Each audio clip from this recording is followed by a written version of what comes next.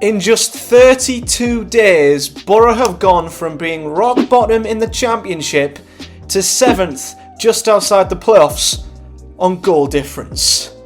Unbelievable. As the Uruguayan curls one in. Oh, Middlesbrough take the lead!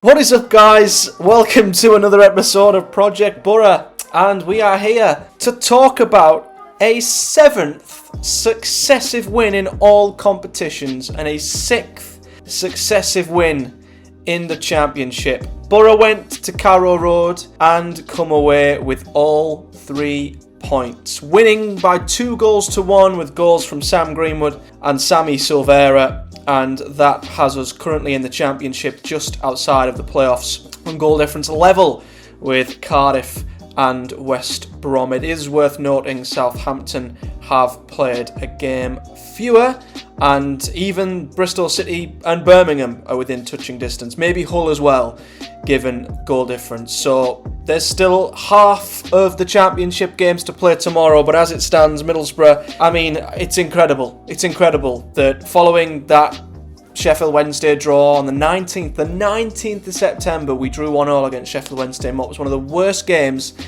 I've ever seen from Boro, and it looked dire. And I remember looking at them fixtures and saying, if we don't get more than a win here, Carrick could be gone. Fast forward 32 days, we've won every single one of them, and we're suddenly in the playoff mix.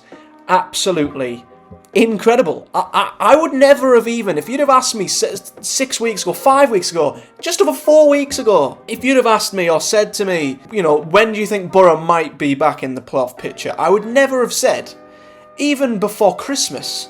We're not even at the end of October yet, and it's incredible that, honestly, how quickly things can change in football. But I am on cloud 9 right now. Only Boro and Leicester are on a run as good as this right now, and all I can say, long may it continue. So into the game then, Boro did come into the game with quite a few first team players missing. When you actually look at the team, and we go back to, you know, where we were a few weeks ago when we were saying, no, we need to start the tried and tested, the new boys, you know, going to need bedding in and that. This was a squad that was without Darrell Lenihan because he's ill. Marcus Force was out.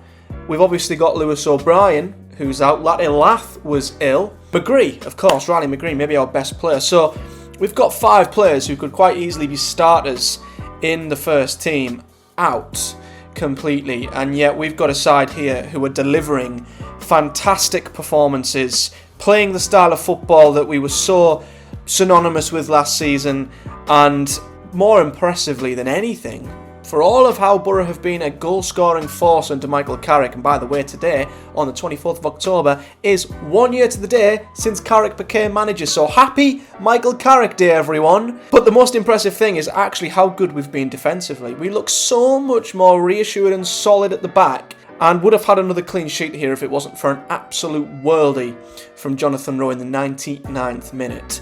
So, into the game. Now, I must admit, the first half was an interesting one because it took us a while to settle into this game. I thought Norwich started the much better of the two sides. We couldn't really get a grip of the game at all in the early stages. They were much better on the ball. I don't know if they were laying traps in midfield or they were just pressing really well or timing their press really well, but I mean, you can see by the momentum here, you're going all the way up to the 20th minute before Boro had any sort of sustained pressure, because Norwich were they had us pinned in our own half in that first 20 minutes, and every time we try and play the ball through from the back into midfield, they'd be pouncing on our midfielders, winning the ball back, and they'd be in our final third, and we barely offered anything in that first 20 minutes. It took us a long time to settle, and it wasn't like a storm that we weathered, essentially, because Norwich didn't have that many chances, but it took us a while to get into the stroke of the game, and that might have been Norwich's period where they could have maybe struck and got an opening goal, but we eventually did get our grasp on the game and we started to dictate it as the first half went on, And it was a first half that was lacking them quality. You know, I wouldn't say either side did particularly well keeping the ball. I wouldn't say either side created anything were particularly menacing. And we went in at 0-0, and it was a game which was lacking quality. And I felt that Boro looked more solid than Norwich in that first half. I'd say both sides equally were a little bit disjointed in possession, but if one side looked a little bit more wobbly at the back, it was Norwich. And it was a case of which side could go up a gear in the second half. Whoever could just find that extra little bit of intensity, that little bit more pace with the ball, that cutting edge, would have probably took the lead in this game, and that changes it. So it was on a bit of a knife edge going into the second half, I'm not going to lie. We come back into it, but it was very much an equal first half. And then suddenly, Boro receive a gift within a minute of the second half starting. I don't know if I can't recall who it was from the Norwich City. It might have been their left back whose pocket was picked by Isaiah Jones. And from there on in, I mean, Jones plays it into Hackney, who does so well to get the ball away from their defender, plays in Josh Coburn. And it was great composure from Josh to cut inside and play it to Sam Greenwood, who finished within a minute of the second half. And it's, you know, either side of half time is the worst time to concede, because it either absolutely screws up your team talk for the half time period, or it makes the half time team talk you've just given completely irrelevant and invalid, because Norwich had went from being in the game without either side being that great to then being one down like that, and it sparked Boro into life. And we had a really good spell after that where we could have made it 2, we could have, you know, had more. It is worth saying, not too long after, Norwich did hit the bar with one of their few very slick attacking moves. That's what they were capable of when they got it right, but too many times passes would go astray or touches were heavy or whatever. But the one time they got it right, they really posed a threat and, yeah, hit the bar with a really good opportunity. But then equally at the other end, Boro had a fantastic chance with Matt Crooks forcing a good save out of the Norwich keeper. So it was a narrow lead for Boro, and to be fair, after the first 10 to 15 minutes of the second half, I don't know what it was, but whether we got a bit leggy, whether we got a little bit comfortable, I don't know what it was, but we let Norwich back in a bit in that second half, and it was pretty much from the hour mark onwards. The final half an hour was, I wouldn't say prolonged pressure from Norwich. I did tweet saying that Boro are going to have to try and weather this storm, and a Norwich fan actually replied to me and said more like a brisk breeze. And he might have been right when he said that, but Norwich were having a lot of possession, and they were spending a lot of time in Boro's half without really causing Dieng many problems. You know, they'd have a couple of shots from miles out which would fly over the bar, maybe making the wrong decision. They had a couple of corners. I think there were a couple of half chances where things got a little bit sketchy, but they didn't really put Boro under severe pressure. We were just kind of sitting back and allowing them to keep the ball and allowing them to dictate. And we weren't really showing much composure. Whenever we would get the ball back, we would lose it. We would just hoof it. And it was getting a little bit anxious, a little bit frustrating in that second half. I just felt like Boro were just getting a little bit too lacklustre, a little bit too comfortable and a little bit too naive. And I felt like there was a real possibility that Norwich could get themselves a goal, and Boro were kind of allowing them back into the game a little bit. And I was just desperate for Carrick to make some substitutions. And finally, on the 83rd minute, he did, and a few of them would be absolutely crucial, because when the 9 minutes went up and it said 9 minutes added on, honestly, my heart absolutely sunk.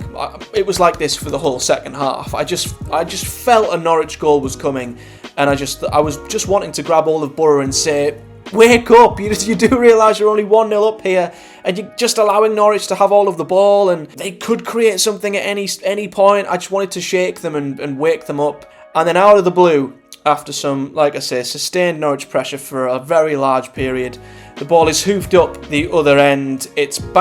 Norwich allow it to bounce. I think Rodgers may have got a touch or helped, shield it away from the defender.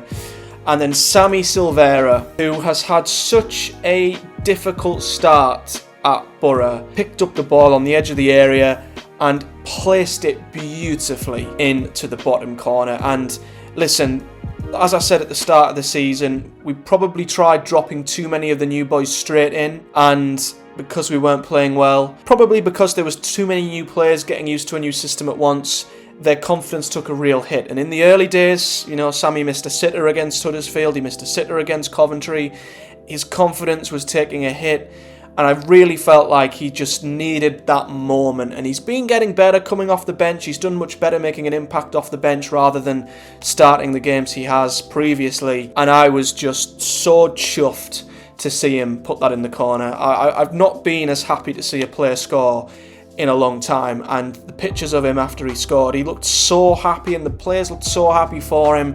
It felt like a real moment, and a moment that he needed, and not only a moment he needed, a moment Boro needed, because it was sketchy, but the relief when that second goal went in was huge. That 2-goal gap right at the start of stoppage time just gave us that cushion, because I don't think I could have sat and coped for 9 whole minutes of stoppage time without either chewing my fingers off, going fully grey, or maybe even bald, and just having a full-on heart attack or an anxiety attack or something, because it was just so nervy. And Boro still managed to make it a little nervy at the end, and to be fair, this was right at the end of stoppage time, so I kind of didn't expect Norwich to have another opportunity after that, even though the referee did play to the 100th minute and did allow another minute to go after this, and it was still very, very nervy. Boro still found a way to make it difficult at the very end, but Jonathan Rowe, who of course had that immense first 5 or 6 games where he scored, I think in every game he scored 5 in his first 5. He looks like a really, really good youngster. He looked really bright and was probably their best player.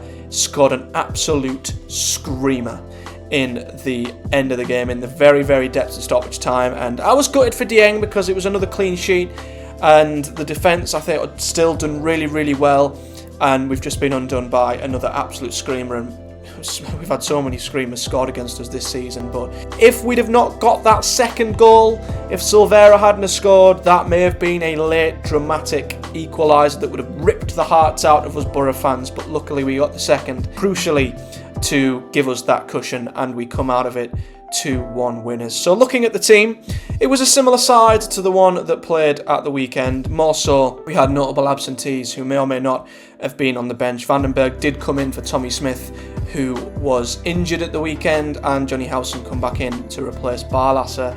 And, as for the team, I wouldn't say we had the same level of composure and control as we have done in recent games, but I still thought we had spells where we were extremely impressive. And as I've mentioned, I just feel a lot more calm with Boro's backline now. There was a period at the start of the season where we looked like we would crumble whenever a team would run at our back four and we're in our final third.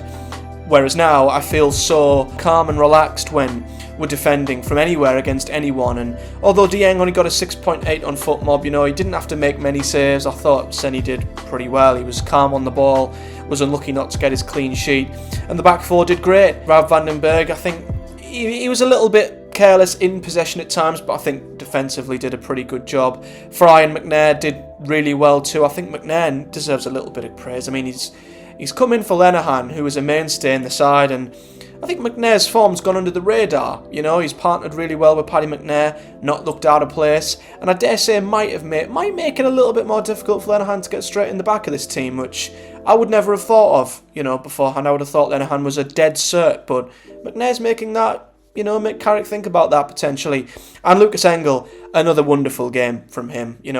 Just like I look at Boro's form since that Sheffield Wednesday draw, and I'm just absolutely perplexed by how well we've done since. The same can be said for Lucas Engel. I mean, he looked lost when he first come in, and now he looks incredible. Going forward, he's got a mean shot on him, his cross and his delivery's wonderful, and defensively he's been fantastic. He looks the full package for me. I don't know where it's come from, but Lucas Engel, once again, proving his worth and justifying his signing. Midfield, I thought, did really well. Once again, I think they found it tough to start with how Norwich started the game, but I think they did really well. Howson actually got man of the match on FootMob, but him and Hackney, I think, both did exceptionally well. And the front four did well too. I think Isaiah Jones posed a threat at times. Crooks did what he's done a lot recently. He was effective in that number 10. He kept the ball really well, retained possession, brought others into play. Wasn't as creative, but I still think was very effective.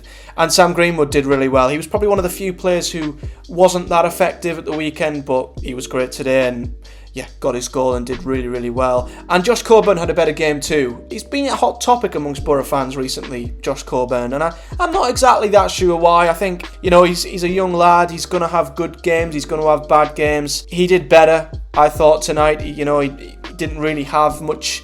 Didn't create much of a threat in front of goal. That all come from behind him, but his touch was better, his hold-up play was better, and I thought he made more of a difference up front than what he did at the weekend. So, we've got to expect it when we've got Josh Coburn in. He's not going to be great every week, and I thought he had a pretty good game tonight, if I'm honest. And then as for the subs, I think they all did pretty well, despite them all coming on ridiculously late. Obviously, I'm so happy for Silvera that he got his first goal. I thought Bangura did well when he come on for Engel. Rodgers didn't have much time to do much. Great to see Dijksteel come back for the first time this season and Barlaser come on as well. But yeah, you look at the momentum, that's what I mean. It was all Norwich, all second half, without doing too much damage.